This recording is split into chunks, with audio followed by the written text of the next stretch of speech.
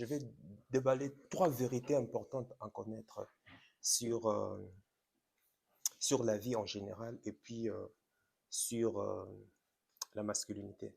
En fait, tu dois comprendre que, première vérité, c'est les êtres humains, les êtres humains faibles blâment toujours l'économie, les parents, leur mari, leur femme, leur gouvernement.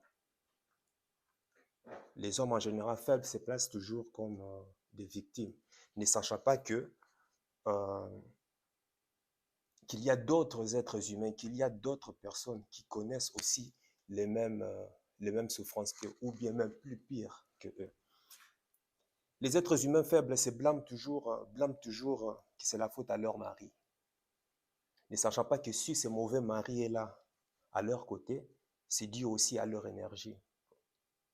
Mais ils verront toujours que le problème à leur, que leur problème vient toujours de l'extérieur, ne sachant pas comprendre que pourquoi est-ce que moi, j'attire toujours la même personne? Pourquoi est-ce que tous ces problèmes dont je n'aime pas ou bien je n'apprécie pas, comment on appelle ça, arrivent toujours dans ma vie? Tu vois? Les hommes diront, par exemple, les hommes diront que, écoute, là, c'est parce que je suis tombé sur une mauvaise femme, c'est parce qu'elle m'a trompé, c'est parce qu'elle est ceci, c'est parce qu'elle est cela. Mais pourtant, ils ne se posent jamais des questions pour savoir pourquoi est-ce que j'ai été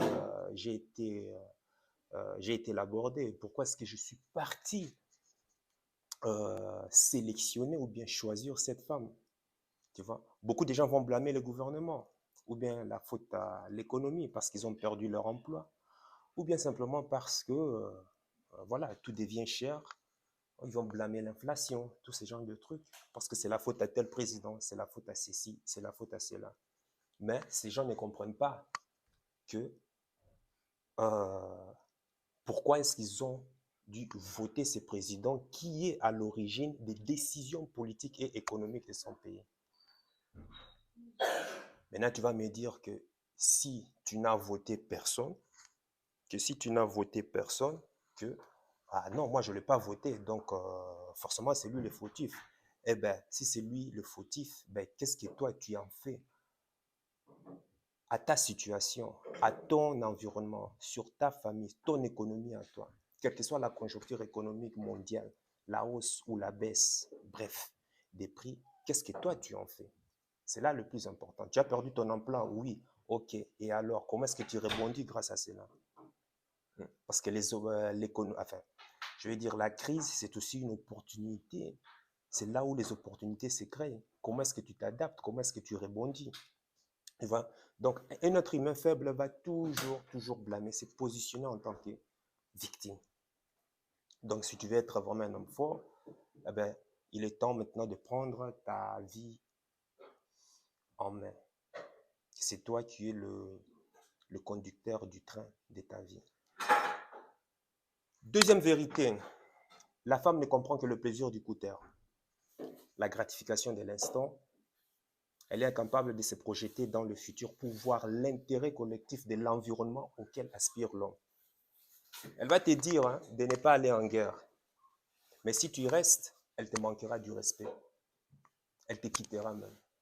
Elle va t'empêcher d'aller combattre les plus grands combattants, disant que c'est trop dangereux, que ça ne vaut pas la peine, tous ces genres de trucs. Mais à partir du moment où tu fais fi de ces combats,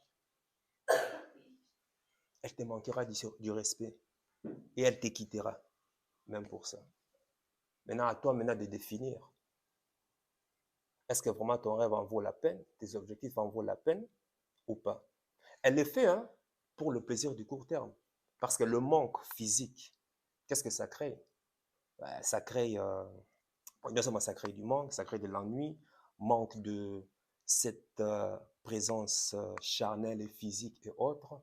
Forcément, ça la met dans un état désagréable, hein, parce qu'on a toujours envie de ces, comme elles ont toujours tendance à appeler, quality time. Voilà pourquoi j'ai dit que c'est pourquoi tu vois que nous vivons en général dans une génération micro-ondes, où il n'y a que la gratification immédiate qui compte. Le monde où le plaisir est toujours le plaisir de l'instant. et on a du mal à se projeter dans le futur, y compris à l'échelle des États de nos gouvernants. Tous les politiciens font des projets dans 2, 3, 5. La personne vient d'être élue, mais il met déjà en place certaines décisions, certains programmes dans le but de pouvoir simplement être réélu au prochain mandat. L'avenir à long terme, 10 ans, 15 ans, ça lui importe peu.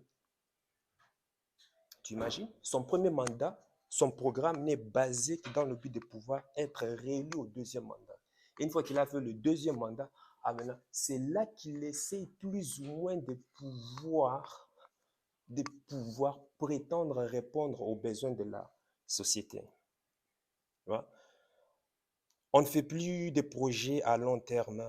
On passe de la planification des projets, de la conquête spatiale, par exemple des projets comme Sabena, Airbus, tous ces genres de trucs, à des vidéos short de YouTube et de TikTok de moins d'une minute. Et on comprend pourquoi les vidéos aujourd'hui les vidéos TikTok sont devenues populaires. Pourquoi? On a tendance plutôt plus à privilégier tout ce qui est court, tout ce qui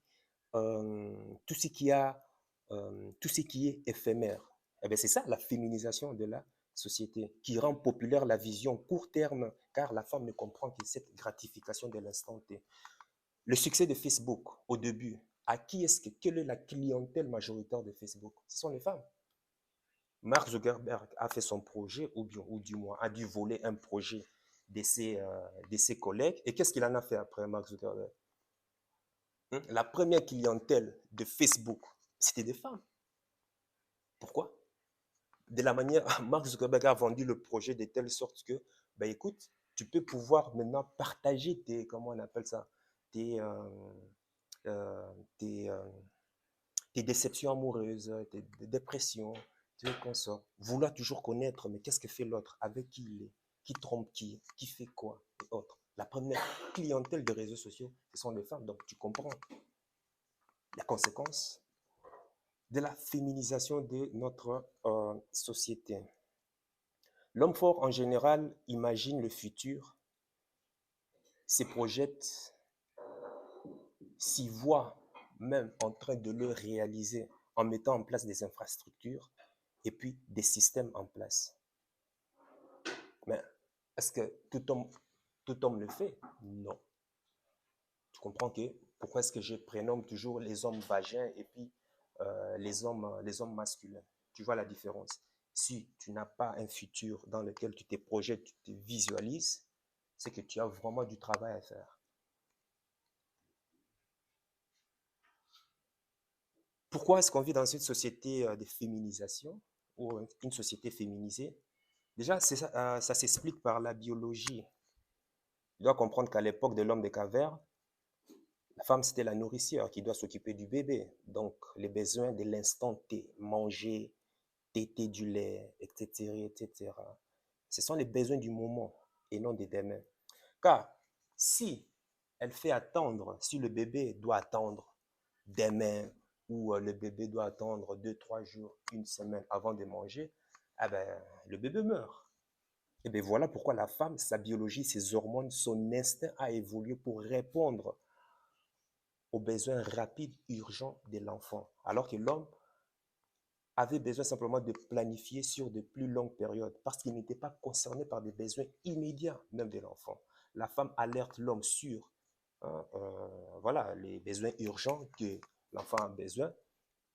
Et puis l'homme y répond, mais il y répond simplement parce qu'il a préparé l'avenir, parce qu'il a préparé les récoltes, parce qu'il a construit une maison pour l'hiver, parce qu'il a prévu, comment on appelle ça, euh, parce qu'il a prévu un toit qui va l'abriter contre, comment on appelle ça, contre les effets climatiques, la pluie, contre le vent, tous ces genres de trucs. Il répond parce qu'il prévoit toujours l'avenir à long terme. Est-ce que tu comprends? Et puis, troisième vérité pour finir, parce qu'il ne faut pas encore que cette vidéo soit longue, tu me connais, sinon je vais déployer, et puis on n'en finirait pas là. Personne n'a de réponse à tes problèmes. Tu es le seul à pouvoir trouver la solution à tes problèmes. Personne. Si quelqu'un te dit qu'il a la réponse à tes problèmes, cela veut dire simplement que toi, tu es le produit. C'est toi qui vas lui permettre de résoudre ses propres problèmes.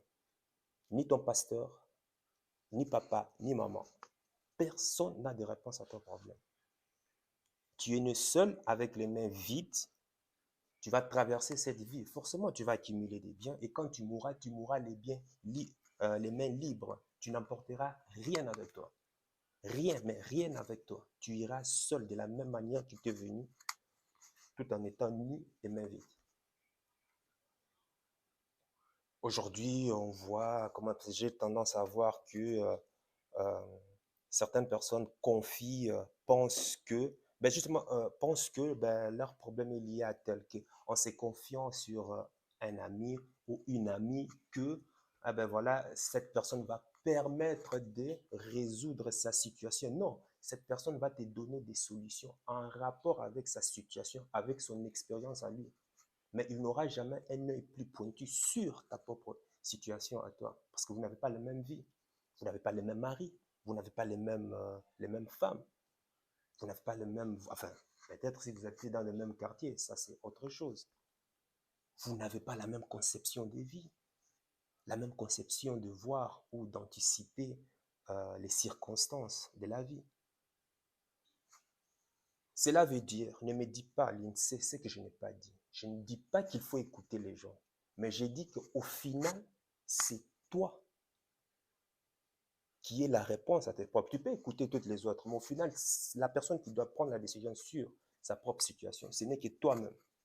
Et non le conseil de ton pasteur ou le conseil de ta meilleure amie ou de ton meilleur ami, bref, quoi qu'il en soit.